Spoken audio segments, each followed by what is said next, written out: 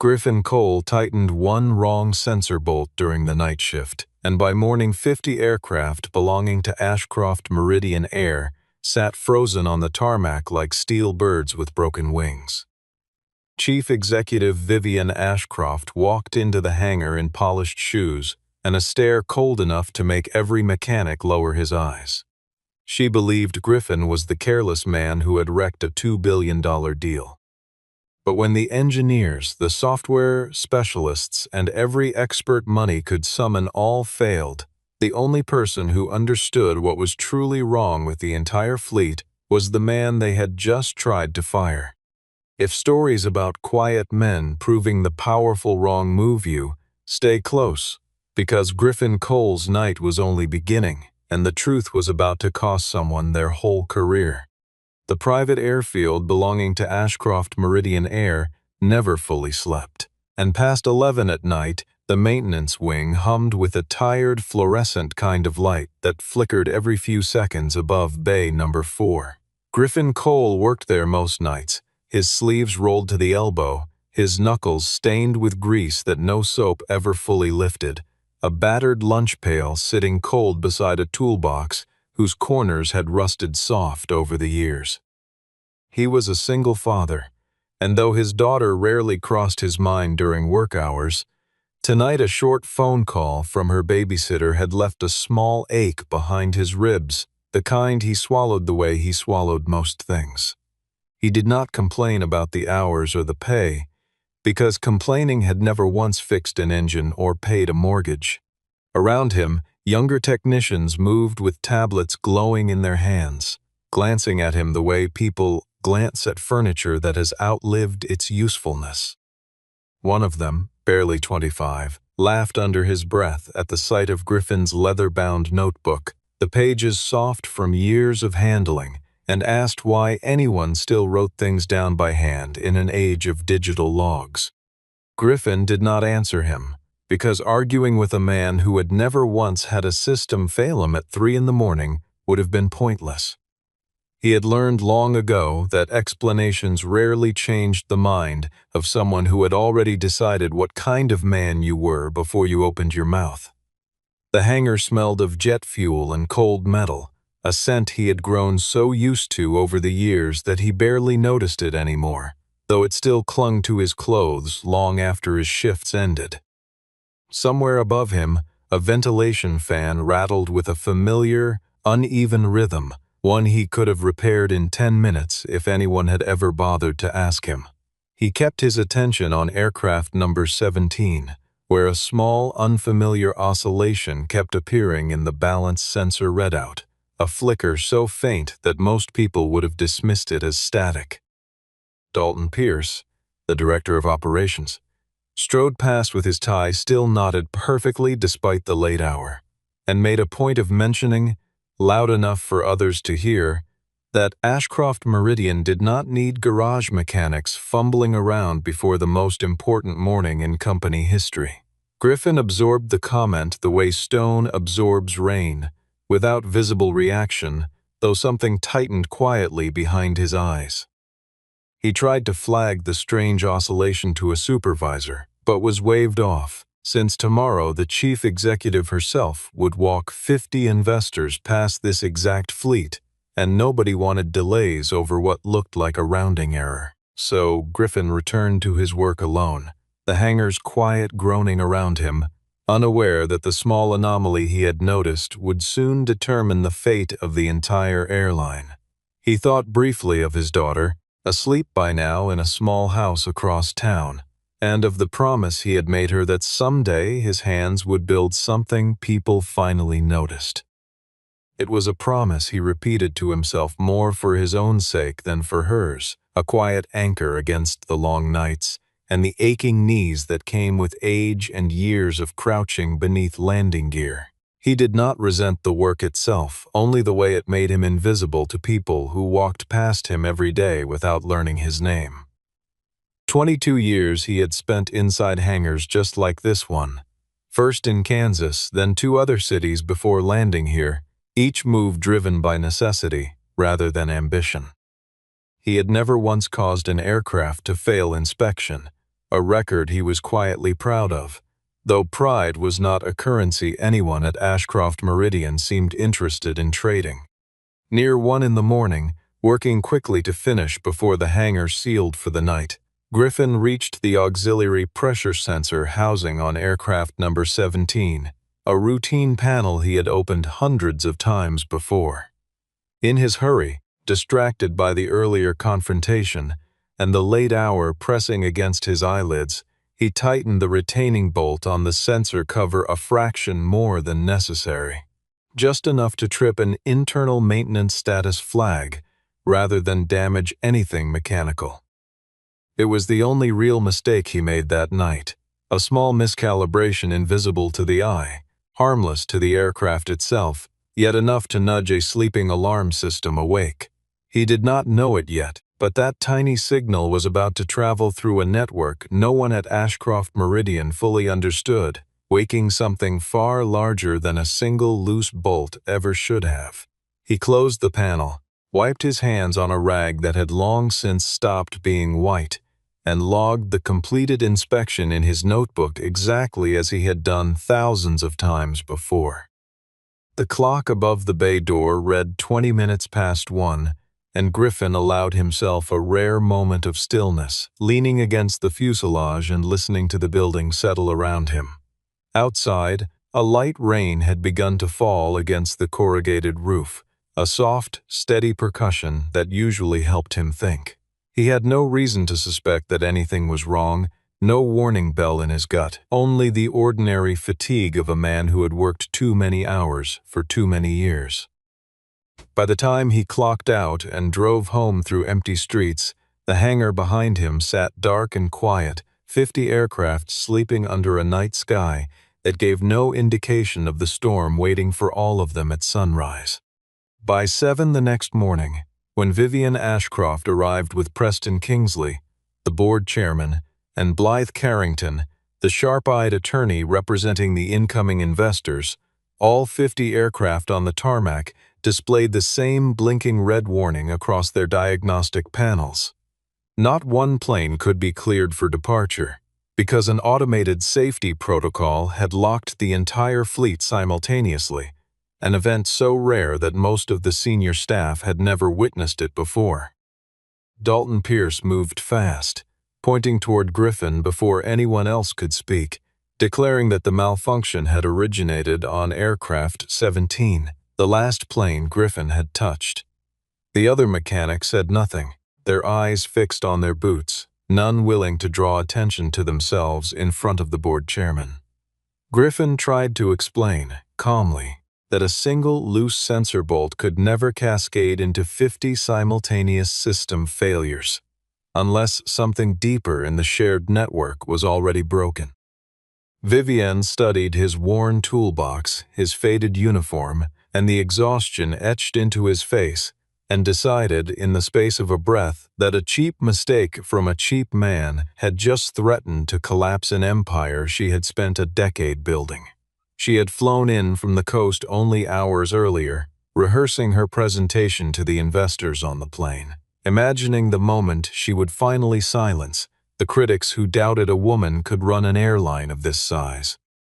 Instead, she stood on cold concrete surrounded by 50 grounded aircraft, her carefully tailored blazer catching the harsh hangar light, every second of delay costing the company money she could already feel slipping away. Preston watched her from a few steps back, his expression unreadable, already calculating how this crisis might be used later, whether to strengthen his position or to weaken hers. Blythe stood beside him with a tablet in hand, scrolling through contract clauses, searching for the exact language that would determine how much damage a single morning like this one could actually cause. None of them yet understood that the man standing quietly near aircraft 17 held more of the answer than anyone else assembled in that hangar.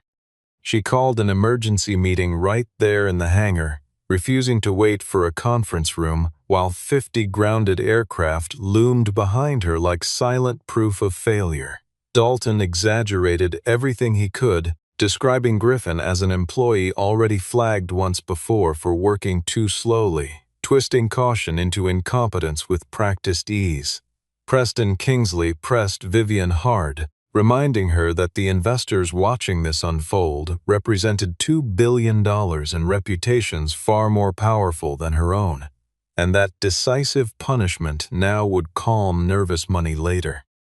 Blythe Carrington warned, in the flat tone of someone who had delivered bad news for a living, that if the fleet was not operational again by 6 that evening, the contract would collapse and federal regulators would likely open an inquiry into the incident.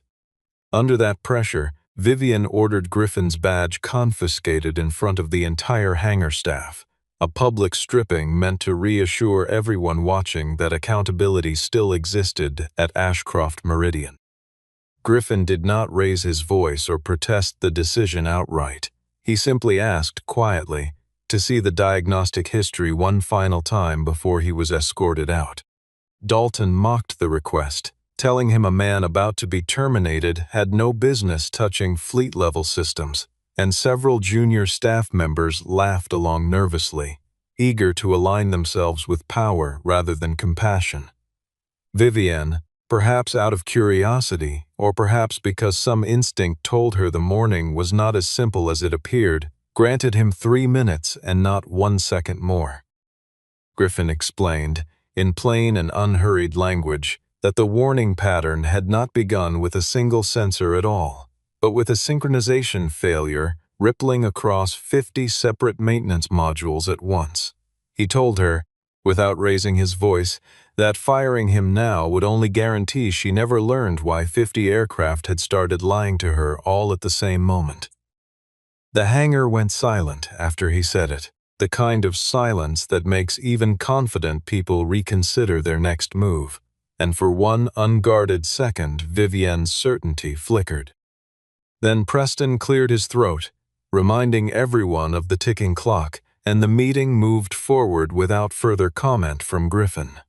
Vivian turned away first, unwilling to let the hangar full of employees see whatever expression had briefly crossed her face, and ordered security to escort Griffin to the break room rather than off the property entirely, a small and almost accidental mercy she would not examine too closely until much later. Dalton took the decision as permission to keep talking, listing every minor complaint he could recall about Griffin's work ethic over the years, most of them exaggerated, a few of them entirely invented on the spot. Harlan, standing near the back of the group, opened his mouth once as if to correct one of the claims, then closed it again, unwilling to risk his own position over a man he barely knew. The younger technicians drifted back to their stations, whispering among themselves, already reshaping the morning's events into a story they would tell for weeks afterward.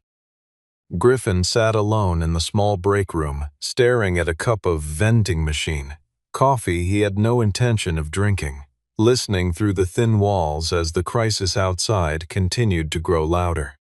Vivian set Griffin aside and summoned every expert money could reach on short notice. Senior engineers flown in from the manufacturer, software specialists from 3 different contractors, certification consultants, and aviation advisors who charged more per hour than Griffin earned in a month. Each expert arrived with a different theory, one blaming a corrupted network handshake, another suspecting a botched software update, a third insisting the fault lived somewhere inside the maintenance servers themselves.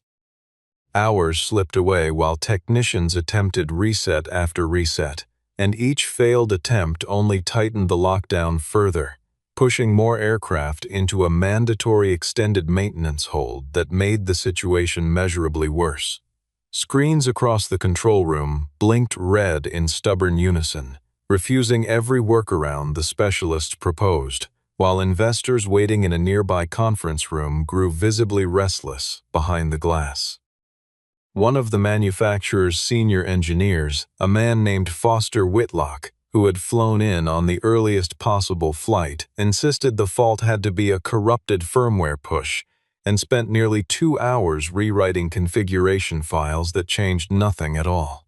A software contractor named Renata Sloan ran diagnostic after diagnostic, each one returning conflicting results, until even her own confidence began to visibly crack under the weight of the deadline.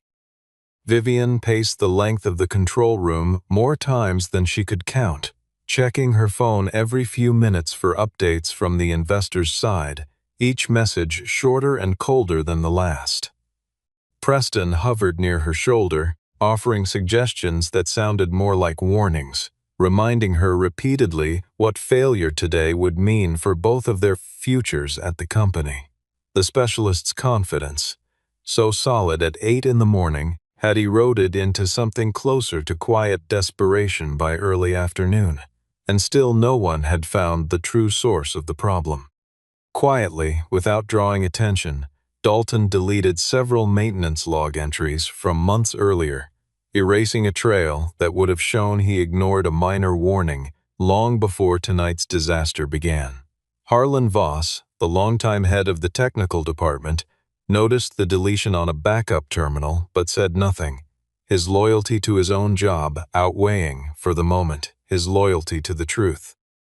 Meanwhile, Griffin sat in a quiet corner of the hangar, listening to the rhythm of the warning lights, the cadence of the alarms, and the order in which each aircraft had failed, patterns nobody else in the building seemed to be paying attention to.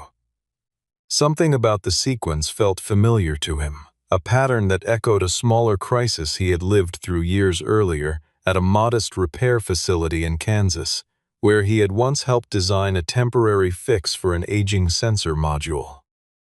As the afternoon pressed on, Vivian received a call informing her that the investors were now willing to wait only 4 more hours before walking away entirely, and the number felt smaller with every passing minute. She stepped outside the control room to take the call in private, her voice steady in a way her hands were not, and when she returned, her face had the pale, tight look of someone doing arithmetic she did not want to finish. Blythe met her at the door with a fresh update on the contract's cancellation clauses, explaining in careful legal language exactly how much the company stood to lose if the deadline passed without resolution. Somewhere behind them, Foster Whitlock threw his hands up in frustration and admitted, quietly at first and then more loudly, that he had run out of theories worth testing. Renata Sloan said nothing, simply closed her laptop and rubbed her eyes, the exhaustion of hours spent chasing a problem she could not locate finally catching up to her. It was in that silence, thick with failure and mounting panic, that Vivian first allowed herself to remember the quiet man sitting alone in the break room down the hall. Harlan finally left the control room and walked down the corridor to the break room, hesitating at the door for a moment before pushing it open, unsure whether he was about to help a man or simply ease his own conscience. Griffin looked up without surprise, as though he had expected someone to eventually come find him once the experts ran out of ideas. Harlan approached Griffin quietly, away from the noise of specialists still arguing near the main terminal, and asked how he could possibly be certain the fault had nothing to do with the bolt he had tightened. Griffin opened his worn notebook and revealed hand-drawn diagrams, old fault codes, and temperature logs recorded years before any of the company's current software existed, information the digital systems themselves had long since discarded. Harlan stared at the pages, stunned that data more reliable than anything on the mainframe had been sitting inside a scarred leather notebook the entire time. Griffin explained, without embellishment, that years earlier he had worked at a small maintenance facility servicing an older generation of aircraft that shared this same core architecture, and that a manufacturer software update back then had triggered an identical synchronization failure across an entire fleet sharing one maintenance network. He said the fault was exceedingly rare and easy to overlook, which was likely why a company as large as Ashcroft Meridian had never encountered it before, having replaced most of its older technicians with newer systems that lacked institutional memory. He described the old Kansas facility in a few plain sentences: a cramped building with 2 bay doors and a coffee pot that never quite worked, where a young mechanic named Griffin had spent 3 sleepless nights alongside a retiring engineer trying to understand why an entire regional fleet kept failing its morning checks. That engineer, a stern woman named Odessa Marsh, had taught him to read machines the way some people read faces, watching for small inconsistencies long before they became visible failures. Griffin still carried her voice in his head sometimes, a dry, patient tone reminding him that computers only ever repeated the mistakes of the people who built them. Harlan listened to all of this with a growing sense of unease, realizing that the very knowledge capable of saving the company had been sitting in a break room for hours while a fortune was spent flying in strangers. Harlan urged him to bring this directly to Vivian, but Griffin answered quietly that she had already decided he was the villain of this story long before she had given him a chance to speak. While they talked, Dalton spotted the notebook and tried to snatch it away, insisting loudly that unauthorized documentation had no place near an active investigation. Griffin held it firm, explaining in a level voice that the notebook was personal knowledge earned through years of hands-on work, not company property subject to seizure.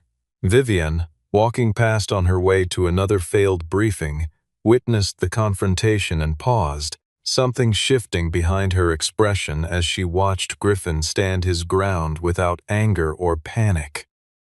For the first time that day, she considered the possibility that the man she had humiliated hours earlier was not afraid of Dalton at all, but only afraid that the truth might be buried before anyone cared enough to dig it out.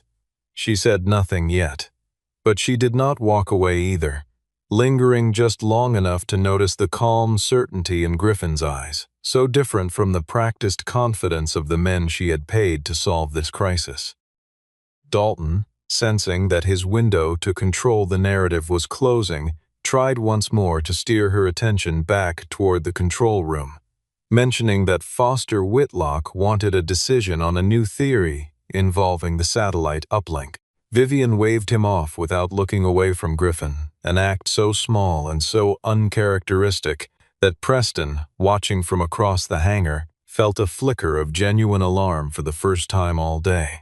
She asked Griffin, quietly enough that only Harlan could hear, why he had not simply told her all of this the moment she gave him 3 minutes to speak.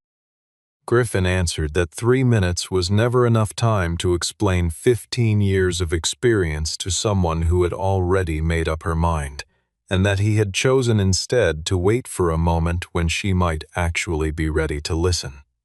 It was not an accusation, only an observation, but it landed with the weight of one anyway, and Vivian did not have a ready response. By late afternoon, the assembled specialists delivered their final verdict, admitting that a full recovery of all 50 aircraft within the day was simply not achievable through the methods they had tried. Their recommended solution involved inspecting each aircraft individually over several days, a timeline that would guarantee the collapse of the entire contract and likely trigger the regulatory scrutiny Blythe had warned about that morning. Vivian turned toward Griffin then, crossing the hangar floor in front of everyone, and asked him directly whether he believed he could fix what none of the highly paid experts had managed to touch. Griffin said he believed he could, but only under 3 conditions: that the blame stop being thrown around before the actual cause was known, that he be given full access to the maintenance data across the fleet, and that no aircraft be forced into the air before it was genuinely safe. Preston objected immediately, furious at the idea of handing critical authority to a mechanic he considered beneath serious consideration, while Dalton warned that Griffin might make the crisis even worse if given real control.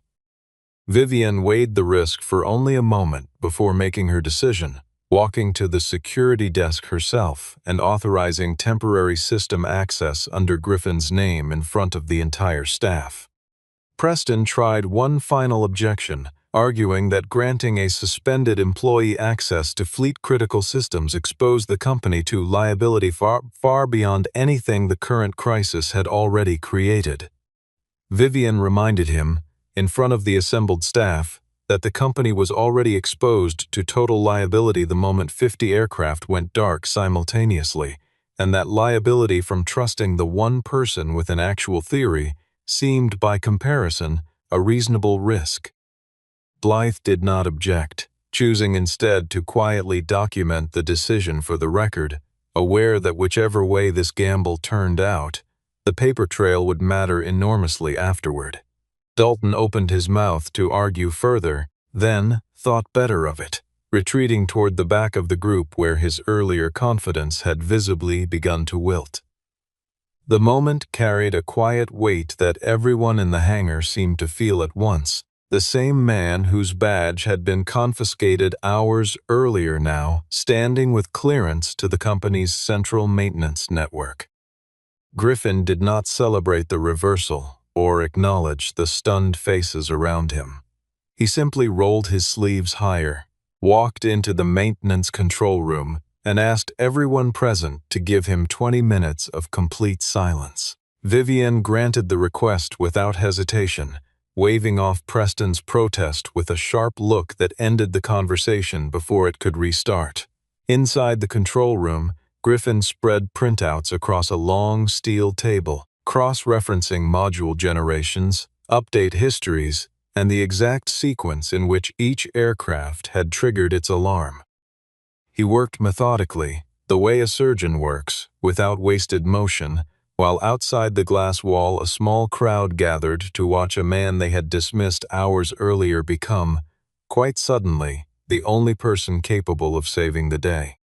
Griffin organized the grounded fleet into 5 separate clusters of 10 aircraft each, sorting them not by intuition but by shared module generation, shared update timelines, and shared alarm history, treating the 50 planes less like individual machines and more like patients suffering from the same disease. Working through the data, he discovered that all 50 aircraft had received an identical operational patch approved by Dalton weeks earlier, a patch pushed through without the full compatibility testing company protocol required. His earlier mistake with the sensor bolt had done nothing more than accidentally trigger the fleet's internal self-check routine, exposing a defect that had been quietly waiting inside the system long before he ever touched Aircraft 17. Dalton, realizing the truth was about to surface, panicked and tried inserting himself into the verification process, pressuring a junior engineer to formally record that the failure had originated from Griffin's maintenance error rather than the unauthorized patch. Harlan, watching the pressure being applied, finally found the courage he had lacked earlier and stepped forward, confirming aloud that Dalton had ignored a small version of this same warning months before tonight's crisis began. Vivian's expression changed as she listened, the pieces of the day rearranging themselves in her mind, and she began to understand that Griffin had not sabotaged her most important morning but had accidentally prevented a far greater catastrophe from unfolding in midair. Foster Whitlock, called back in to verify Griffin's findings, spent nearly 20 minutes reviewing the same data before admitting, somewhat reluctantly, that the pattern matched a known but exceedingly obscure failure mode buried deep in the manufacturer's older technical bulletins. Renata Sloan pulled the original patch notes and confirmed that the compatibility testing checkbox had indeed been marked complete despite no corresponding test logs existing anywhere in the system. The revelation moved through the control room like a change in air pressure. Experts who had spent all day chasing shadows, suddenly forced to reckon with a truth that had been sitting in plain sight the entire time. Dalton's face lost its color entirely, and for the first time since the crisis began, he had nothing clever left to say.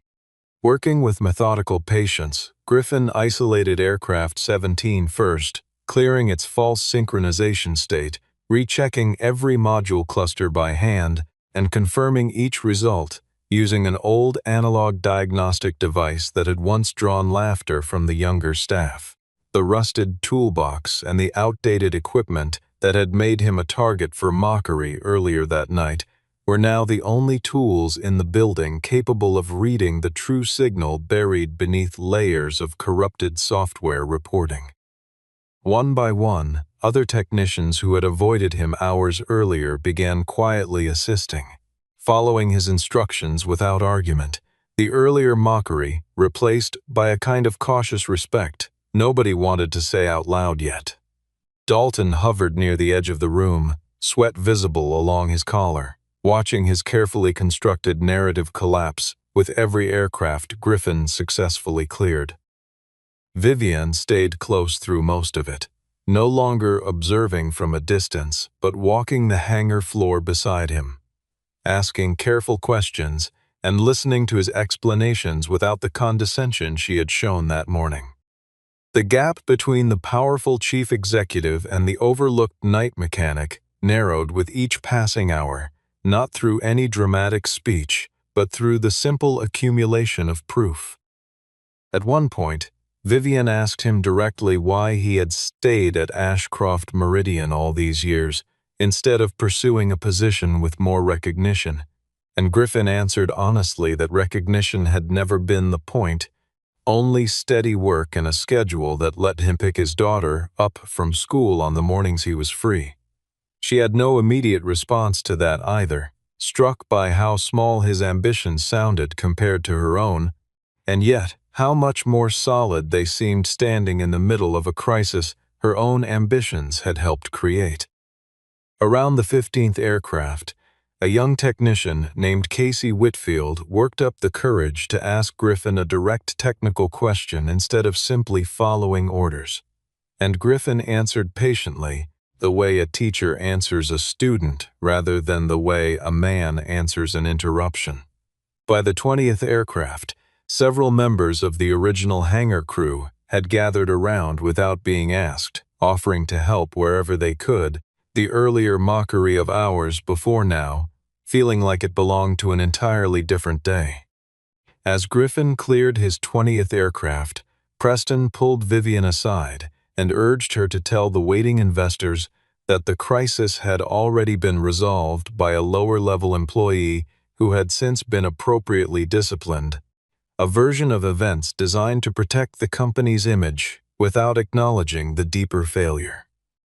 Griffin overheard the suggestion through the open control room door and made his position clear without raising his voice, stating that he would not sign off on any aircraft as safe if the company intended to continue misrepresenting what had actually happened. Without his signature as the technician of record, the fleet could not be legally certified to resume commercial operation, a fact that stripped Preston's plan of any practical value.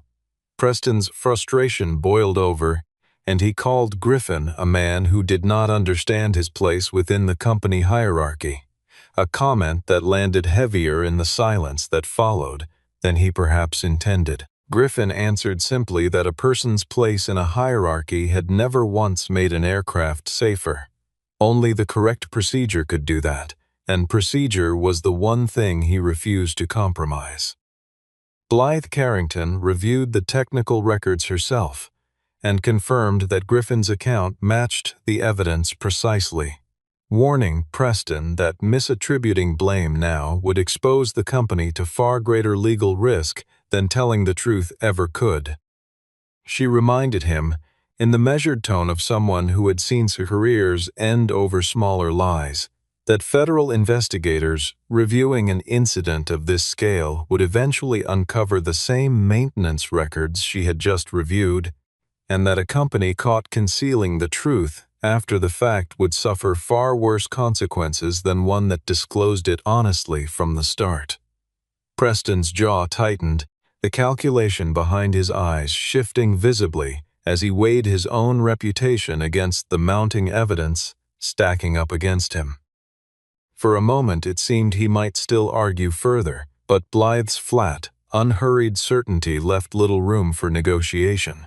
He said nothing more, retreating instead into a silence that felt, to everyone watching, like a kind of surrender. Harlan brought forward the maintenance approval records showing Dalton's signature on the uninspected patch, laying the documents in front of Vivian without softening the implications behind them. Vivian stood at the center of the hangar with every important choice of her career narrowing into a single decision, whether to protect a comfortable but false story or to accept a harder truth that would cost the company its director of operations. She chose Griffin, ordering Dalton's immediate suspension pending a full internal investigation and instructing that the official incident report name Griffin as the technician who had identified and corrected the underlying systemic failure. The reversal was complete. A man labeled hours earlier as the cause of catastrophe now recognized as the only reason catastrophe had been avoided at all. Preston said nothing further, understanding that Resistance now would only associate his own name with the story Vivian was determined to tell honestly. Somewhere in the back of the hangar, one of the younger technicians who had mocked Griffin's notebook earlier that night quietly closed his tablet and watched him work with an expression closer to respect than curiosity. Word of the reversal spread quickly through the building, technicians on other shifts pausing their own work to glance toward the control room where the story now unfolding had become the only thing anyone wanted to talk about. Even Foster Whitlock, who had spent the morning dismissing Griffin's early theories, found himself nodding along as Griffin explained the final steps of his diagnosis, the condescension in his voice from hours earlier entirely gone.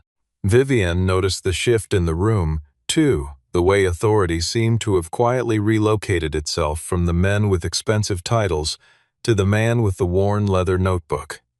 She said nothing about it aloud, but she filed the observation away carefully, aware that it would matter a great deal in the weeks to come. Dalton was escorted to a small side office to await formal notice of his suspension, and through the glass wall he watched the hangar continue its slow transformation without him, a bitter thing to witness after years spent building a reputation he had assumed was untouchable. Preston lingered near the doorway of that same office for a moment, offering no comfort, only a brief and unreadable glance before walking away to prepare whatever statement the board would eventually require of him. Griffin continued working late into the afternoon, tension climbing steadily as the deadline shrank to 30 remaining minutes. Each recovered aircraft feeling like a heartbeat returning to a body that had nearly gone still. Vivienne no longer watched from a distance. She walked beside him through the technical bays, holding a flashlight steady while he worked, listening carefully as he explained each step in language she had never bothered to learn before today.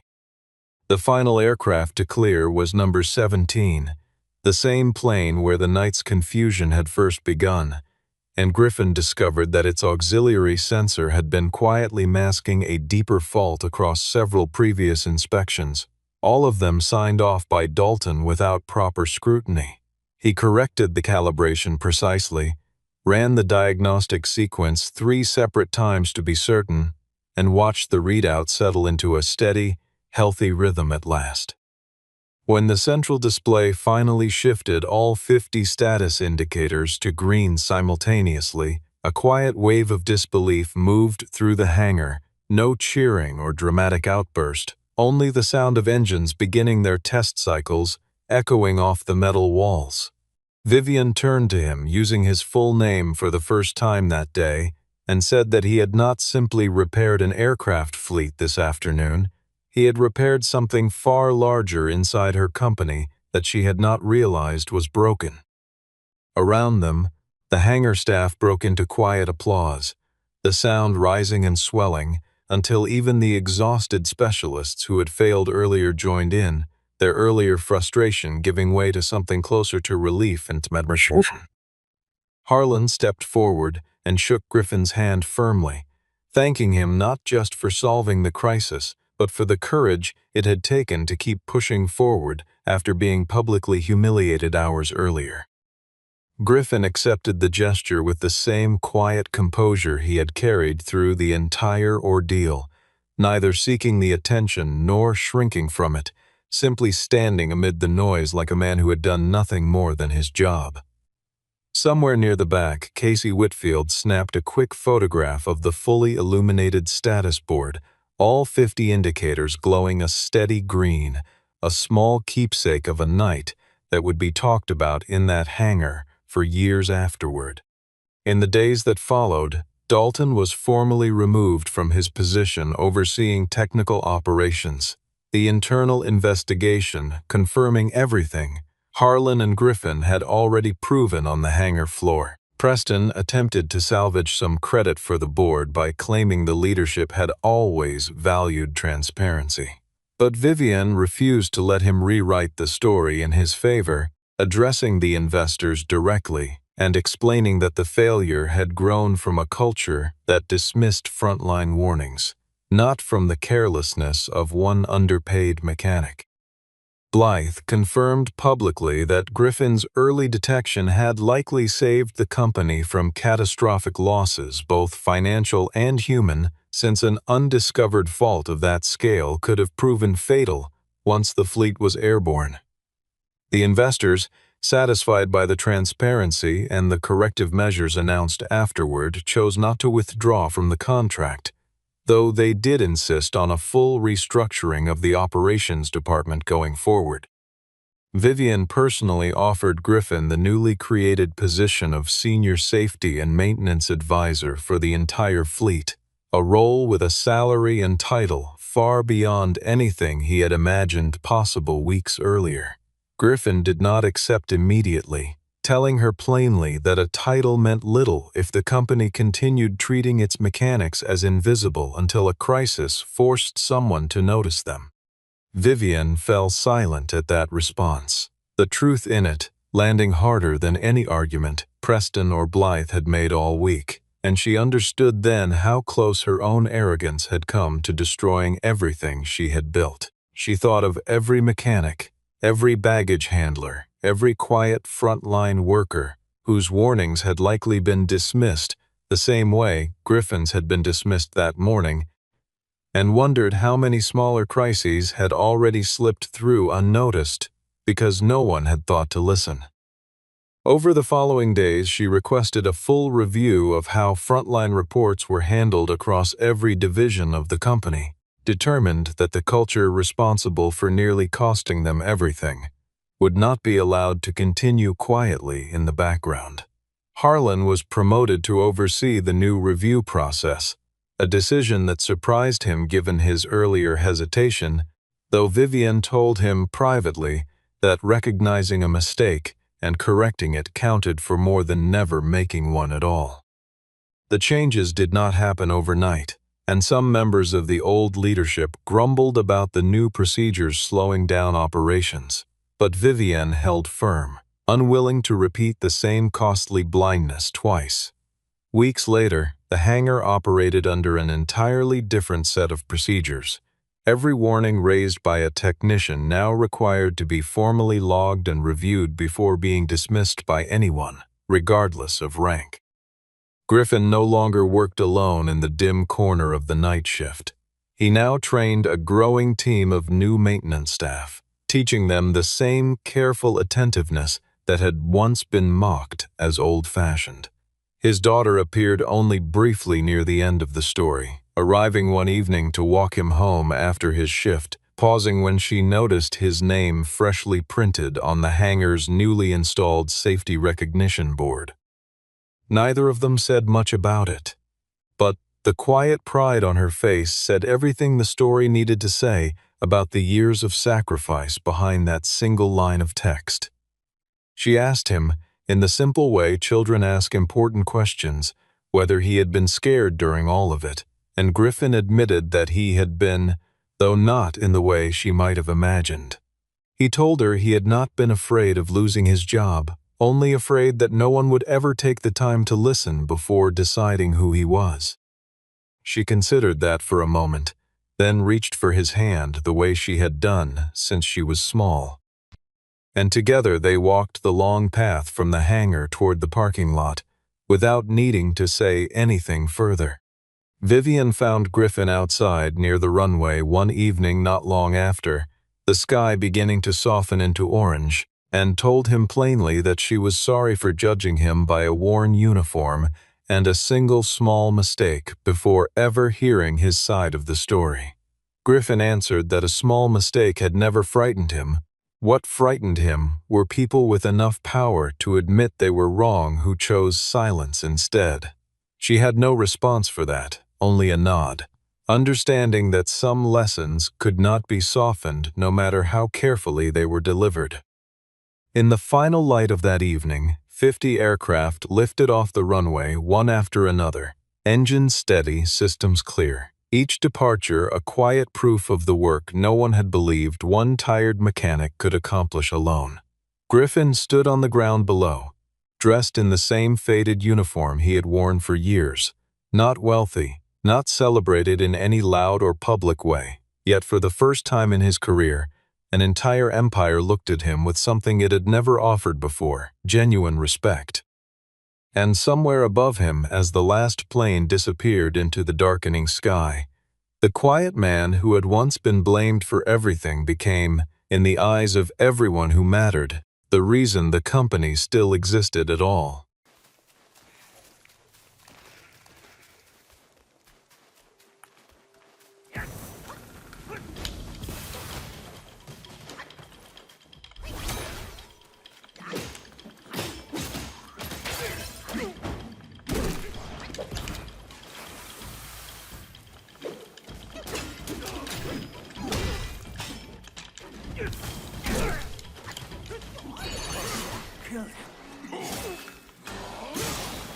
Nice.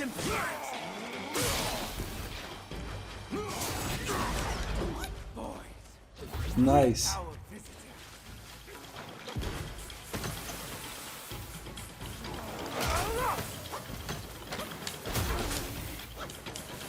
Oh shit.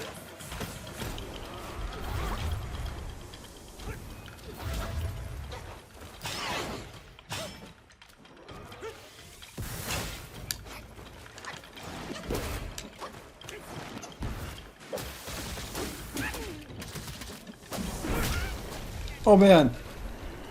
He got me this time. Oh.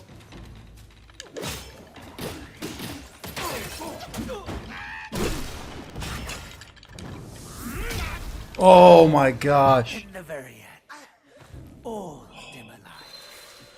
That was pretty good though. That was pretty good.